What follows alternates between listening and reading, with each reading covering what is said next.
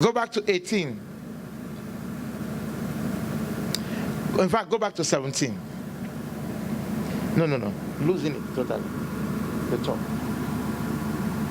The tightness on that one. All right. Okay, so now let's go forward. For you know, that's it. For you know that afterwards, when you will have known, this is not the one I want. Now go to 18. For you are not come, read with me. Want to go? For you are not come unto the mount that might be touched, and that burned with fire. Stop. That's the mountain of fire I was trying to get to. That's the real mountain of fire. See why I was looking for this verse. There are many commentaries on the matter. First, you see in Exodus, they talked about if anybody comes there, shoots the person, they had no rifles. So it's arrows. Do you understand what I'm saying? It's arrows. Then you see on another part where they say the mountain was smoking. But I see the verses I'm looking for, it's not just smoke. I don't need the mountain of smoke. I need the mountain of fire. Now watch this. For you are not come unto the mount that might be touched and that burned with fire. Right. You see there? Nor unto blackness and darkness and tempest. Please keep reading. Thank you, sir. That's good. And the sound of a trumpet and the voice of words. Which voice they that heard entreated that the word should not be spoken to them anymore. This is the commentary on Exodus. Because when the people heard that voice, they trembled. Then listen to what Moses said. Moses said, next verse, for they could not endure that which was commanded. And if so much as a beast touch the mountain, it shall be stoned.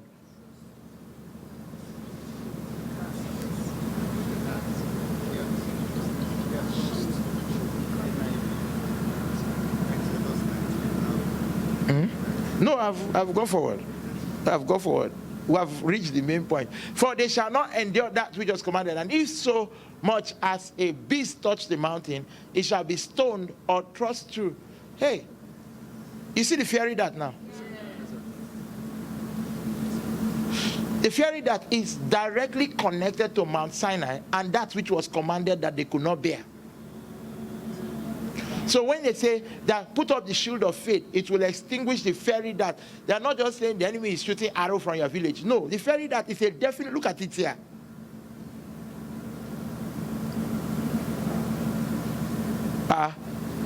What does quietness mean? Observation? Revelation? You have seen something? No, it's not because, sometimes you can have colloquial wisdom. Now, somebody smart, they don't shoot at something from village, then you now have the feeling that that's what Satan is doing, shooting arrows from your village. No. First of all, there has to be a scriptural interpretation before there can be inference to that interpretation, before there can even be colloquial. Do you understand? We are aware they shoot something from village, but it's not fairy that. Do you understand? These fairy darts in scripture, look at where they come from. He said they could not endure that which was commanded. That's where it is. They could not endure. It's a command that cannot be endured. This is the package of the law thinking. There is yet one thing more. There's something you haven't done. You are not ready. You have not gotten. So much that people expire under the weight of what next they have to do to bring God on the scene. They could not endure that which was commanded. And so much as a beast trusts the mountain, it shall be stoned or thrust through with a dart. It's the mountain, that's the fiery dart, because it's a mountain on fire. And that's where they will stone the animal. So the animal is on fire on the mountain. He said that, lift up the shield of faith. The shield of Jesus Christ has done it for me. Because what the enemy is firing is that you haven't done enough. Yes, sir. Yes, sir. Yes, sir. You see, this thing I'm telling you, this is spiritual warfare 101. We've done this before, right? But it's good that you see it again, because I believe we wrapped up what we did last week. What did we address totally? We closed up, we're entering trials, but we kind of closed up on cares. But it was part of the end of cares, the entry into trials. This definition is a major definition in where we are going. So it's good we just highlight it and then move on. Do you get what I'm saying? It's a bridge. I see it as a bridge. Just have these definitions. Then when we're having the discussions on Job, it will be very clear to you what's happening. So what's the fairy dart? The law. The next commandment. The one thing that is needful. When that rich young ruler came and met Jesus, he said, which command again do I have to obey to enter? Jesus said, don't you know them? It's usual. Thou shalt not, thou shalt not, thou shalt not. As he finished, the rich young ruler looked at him and said, all these I've kept. Immediately he said, all these I've kept. Jesus knew exactly what to tell him.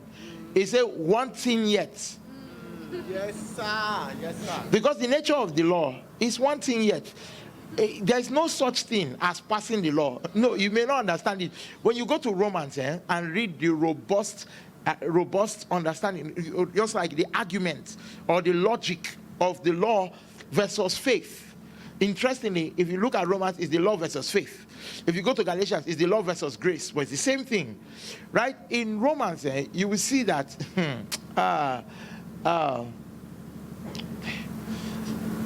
this law was actually designed not to be obeyed. I didn't put that out well, so let me take it back and bring it back. It was designed not to be successfully obeyed.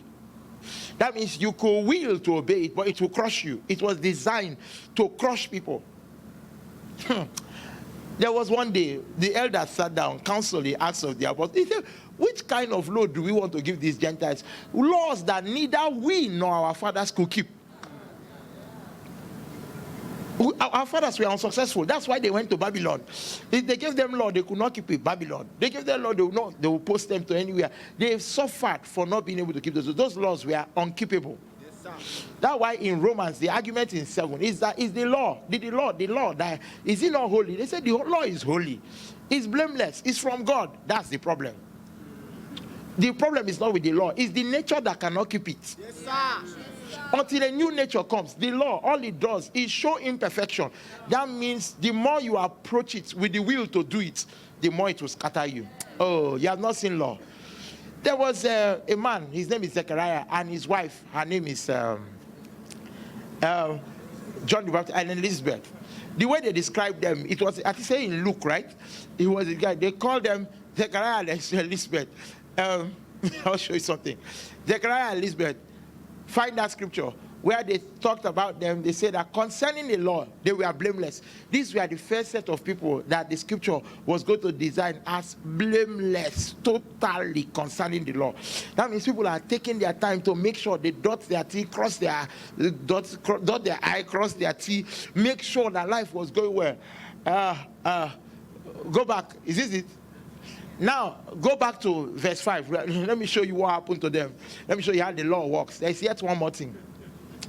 There was in the days of Herod, the king of Judea, a certain priest named Zacharias of the course of Abia, from which Abia state came.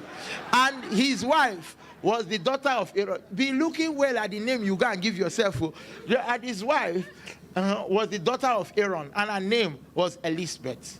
Eliza. So now, right, next verse. And they were both righteous before God, walking in all the commandments and ordinances of the Lord, blameless. Kai, they had dropped it right there. What are you talking? Romans, what are you saying? These people are blameless. Next verse.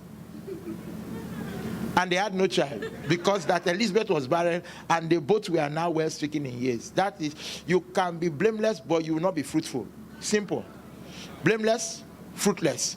There's yet one more thing. Yeah. The law is impossible to keep. That same law will follow that fruitlessness and disqualify you. Yes, sir. There is no escaping it. If you keep all the law, pride will worry you. Yes, sir. And that's what happened to the Pharisees. After holding it down, you must look down on somebody. Therefore, you have failed the law. The impossible to keep. You know, I know that you all come from different ministries, different churches, different places, different levels of emphasis. And there are some people that actually form like, this church, we don't take it easy. We don't what? We don't take it easy. Lie. They are not keeping the law. They are not keeping the law. It's mixture. Heavy mixture. Small this law, raw law. You cannot see it now. And the way the law is, if it is not raw law, it's not law at all. Yes, sir. Yes, sir. Ah, Jesus. Law. Law. Law. Huh? And they had no child because, but you know what's interesting? I'm going to tell you something about the law. Can I take some time on this? I feel like I should take some time on this because we're talking about the law.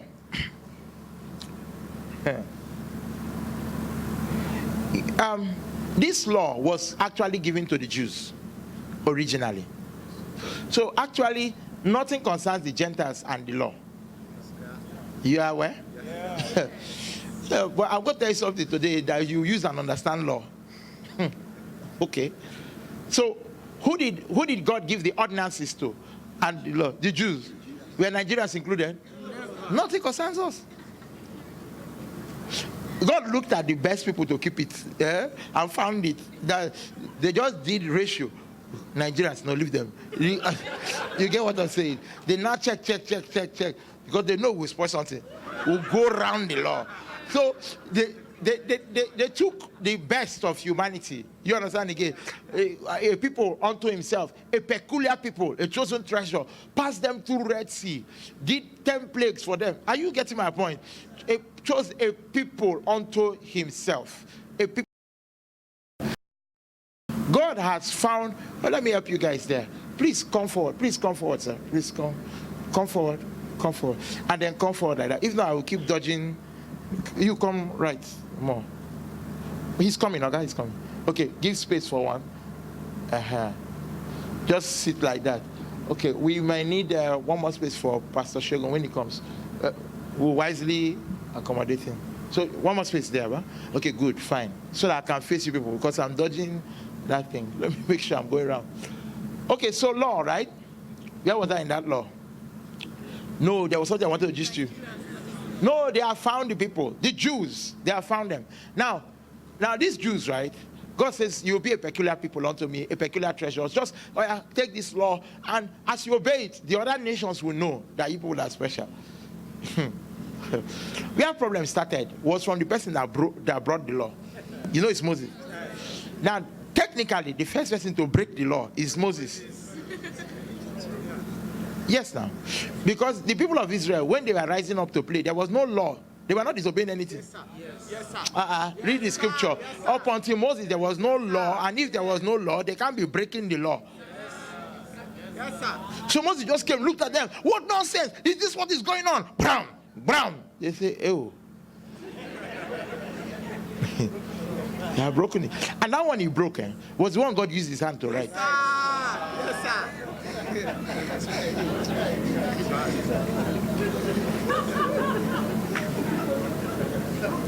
Yes, he broke the law. That's what they call broke the law. Broke the law. That's it has never been successful. No?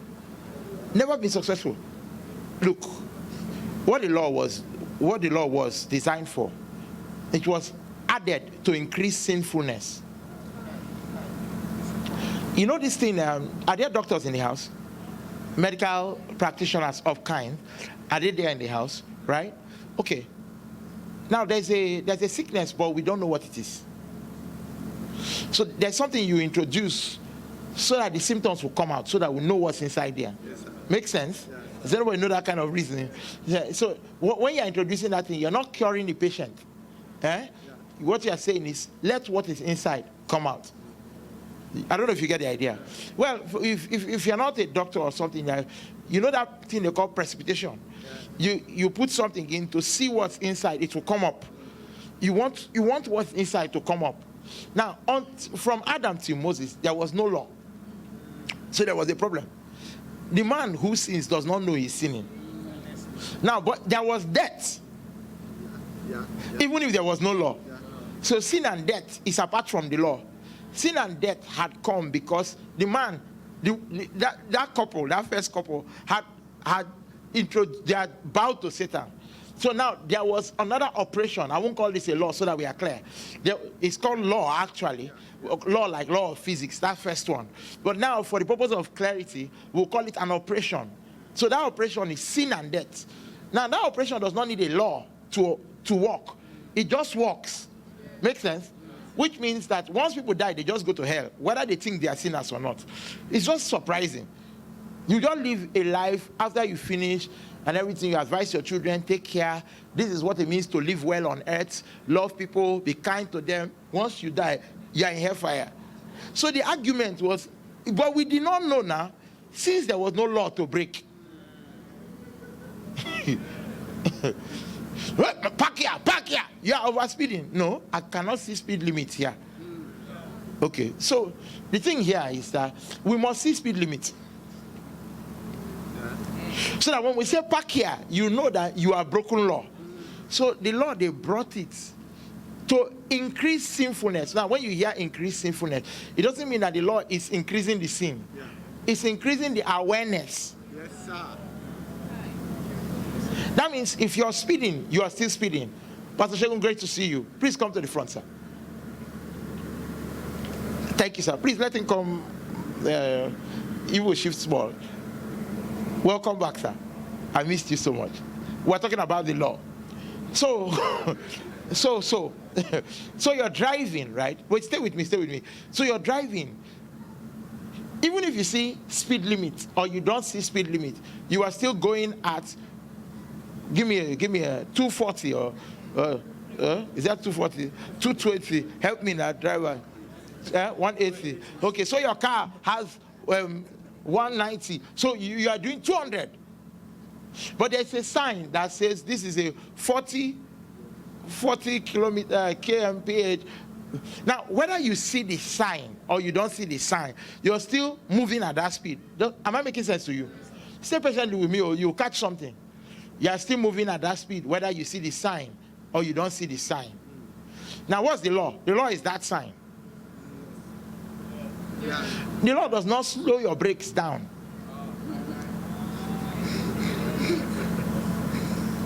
Obeying it, are you full of saying? Does not reduce your brakes. In fact, it even increases it. For example, because the problem is that you like speeding. Every time you see the law, you believe that you can beat it. That's what Paul was explaining in Romans 7. That when I did not hear thou shalt not steal, it was not worrying me. But once I saw thou shalt not steal, something awoke in me that now. There are some sins. Think of as an unbeliever. There are some sins you never committed because you are not aware of them. It's consciousness. It's as you are woke. Once you are you full of say, once something comes that makes you aware of that sin, then suddenly you now have craving for that sin. But if that thing never shows up, you will sin another way. You won't sin this way. Do you understand what I'm saying? So what they say that the law has come to increase sinfulness, not to help righteousness. Hey, that's why if anybody passes the law exam, you have defeated the whole system of heaven. What? That's why when that young man told Jesus, all this I have kept, he said, you used to pass this exam, let's give you advance. One thing remains. Immediately after that story, Jesus went to the house of Zacchaeus. He said, Zacchaeus, come down. I'm going to your house today. Zacchaeus entered the house. He just ate in Zacchaeus' house. After eating, Zacchaeus stood up and said, come. If I have embezzled money, I'm returning it. All the people's money I've eaten, I'm going to give back a portion. All the this, that. Wait, rewind. Go back to that rich young ruler. Jesus said, oh yeah, remove all your money and hand it over to the poor. The guy could not. Because law cannot. Now, he comes to the house of Zacchaeus, then sits down and eats with him. No demand on Zacchaeus. Zacchaeus don't. In fact, I have an announcement. Salvation has come to my house. I have to do something. As a result of this visit, I'm handing over all the money I've been embezzling. People are aware of it, but I will give it to the poor. Huh? You could do effortlessly.